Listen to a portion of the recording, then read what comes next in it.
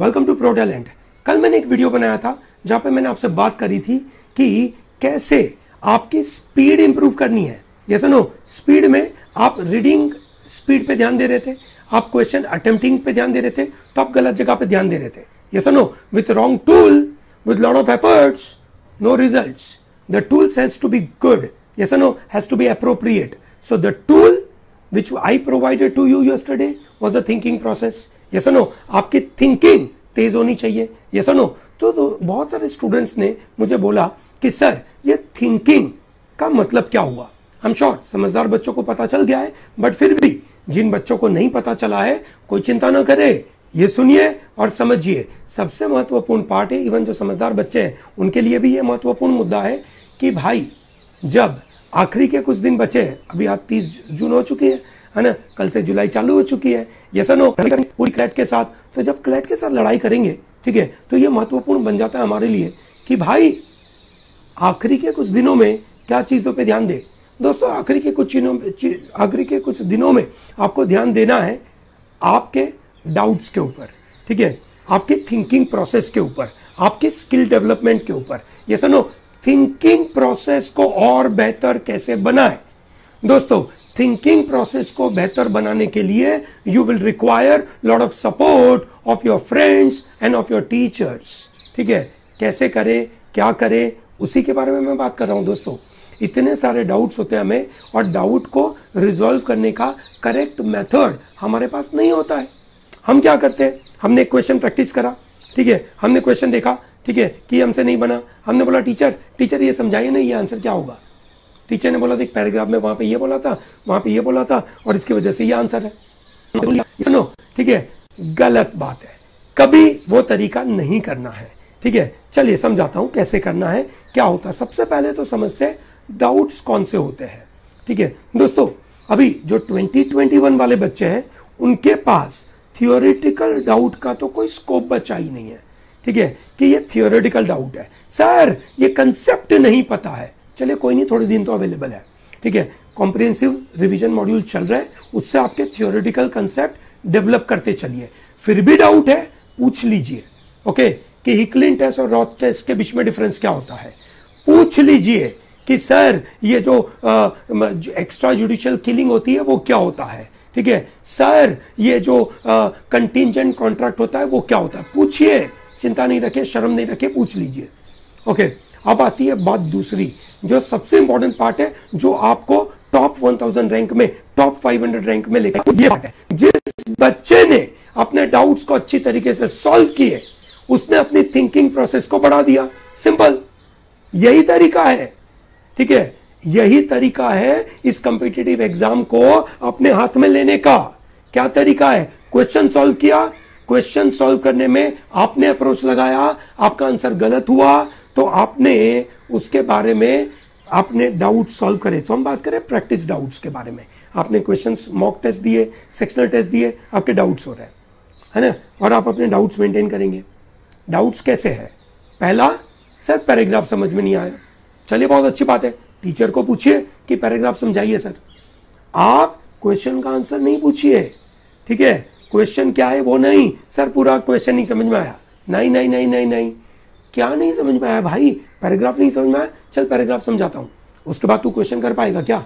अच्छी बात है ना, कर, बहुत अच्छी बात है। क्वेश्चन नहीं समझ में आया, कोई नहीं, क्वेश्चन समझिए, उसके बाद खुद से अटेम्प्ट करिए। सर ऑप्शन नहीं समझ में आए, ठीक है, सबसे बुरी बात होती है, सर पैराग्राफ समझ में आ गया, सर क्वेश्चन समझ में आ गया, सर ऑप्शन भी समझ में आ गया, अप्रोच नहीं मिल रही है।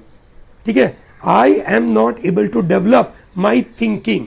ठीक है, ये वो जगह है जहां पे आपको एक सही अप्रोच लगाना है, सही मेथड लगानी है। कैसे रिजॉल्व करना है, चलिए मैं फटाफट बता दूं।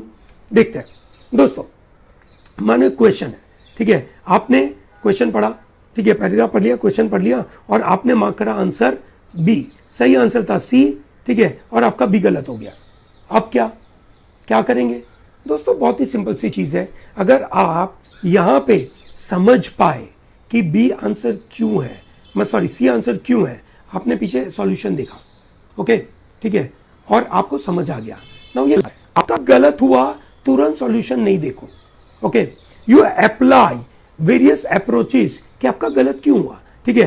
Can you now you already know कि आपका गलत है, so you will apply some method कि चलो मेथड अप्लाई करते हैं कि इसके द्वारा can I reach to a kind of solution, can I reach to another way, can I reach to another way. So आप 3-4 अलग अलग तरीके अप्लाई करोगे, यस और नो, समझने के लिए, यस और नो, ठीक है। आपने 3-4 मेथड अप्लाई करी, उसके बाद फिर आपने सॉल्यूशन देखा, आपको समझ आ गया, आपको लगा कि हाँ इसमें से मेरा एक अप्रोच लग गया, वही आंसर है उसका, मेरा ये अप्रोच क्यों लगा, किस तरीके से लगा, मैंने इसके बारे में क्यों सोचा, कैसे सोचा, ये आपने सोचा, आपकी थिंकिंग इवॉल्व हो गई, यस और नो, थिंकिंग इवॉल्व हो गई, आपको पता चला कि इस सिचुएशन में मुझे ऐसे सोचना है, ग्रेट, ठीक है, चलो मिल गया। उसके बाद भी आपको पीछे सॉल्यूशन पढ़कर उसके बाद भी आपको समझ नहीं आया, क्या करेंगे, आप जाएंगे टीचर के पास, है ना, आप जाएंगे आप डॉक्टर पूछेंगे कि भाई क्या है, कैसा है, किस तरीके का है, ये सुनो, ठीक है। डिस्कशन करना बनता है ना, बहुत जरूरी है, डिस्कशन करना जरूरी है। आप जाएंगे टीचर के पास, आप टीचर को नहीं बोलेंगे कि ये रहा मेरा आंसर गलत, आप बोलेंगे कि सर एक मिनट सुनिए ना, मैंने ये मेथड अप्लाई करी, मैंने ऐसे इसके बारे में सोचा, ठीक है, मैंने ये सोचा, मैंने फलाना सोचा, मैंने ढिकना सोचा, इसकी वजह से मेरा आंसर तो अभी भी मुझे बी लग रहा है, ठीक है, ग्रेट। टीचर आपको शांति से सुनेंगे, ये सुनो, ठीक है, टीचर आपको शांति से सुनेंगे and then teacher will try and understand कि भाई ये जगह पे प्रॉब्लम है ना, आपकी सोच में किधर प्रॉब्लम है। Teacher will help you to handle your सोच, ठीक है, and teacher will give his approach कि कैसे सॉल्व करना है। अगर टीचर ने आपको अप्रोच दिया, ठीक है, आपने उस अप्रोच को समझा, तो आप अपने कैसे टीचर ने ये सोचा, कौन से शब्दों की वजह से टीचर को ये पता चला, यू मे आस्क, अगर आपको पता नहीं चला, ठीक है। आर्ग्यूमेंट कैसे बनाई टीचर ने, ठीक है, जब 2 ऑप्शन है, 2 ऑप्शन में से दोनों आपको सही लग रहा है, टीचर ने कौन सा बेहतर चुना, यस और नो, क्या कारण से चुना, यह सबसे ज्यादा आपको चाहिए दोस्तों। आखिरी के 20-25 दिनों में आपकी खुद की प्रैक्टिस और doubt resolution is the best way to get into the top rank. Doubt resolution तभी हो पाएगा जब आप उसको सही तरीके से करोगे। आप सिर्फ बोलोगे सर ये क्वेश्चन मेरे को समझ में नहीं आया, सॉल्व करके बताइए, गलत गलत गलत, ये नहीं होगा। I hope this is very clear. By doing this, believe me, you will be in a position to reach to the top rank in a very faster way, because you are improving your thinking ability. If you are improving your thinking ability, it is automatically improving your reading speed and attempting speed, and more and better thinking will put you into the right place. ठीक है दोस्तों, resolve करिए, यही एक काम है आखिरी के कुछ दिनों में बचा हुआ है। यस, ठीक है, मेहनत करिए, सही तरीके से रिजॉल्व करिए और पहुंचिए टॉप रैंक के अंदर। Yes or no? Great दोस्तों, all the best for watching this, and thank you very much for watching this, and all the best for your future, and make sure that you reach into the top NLU.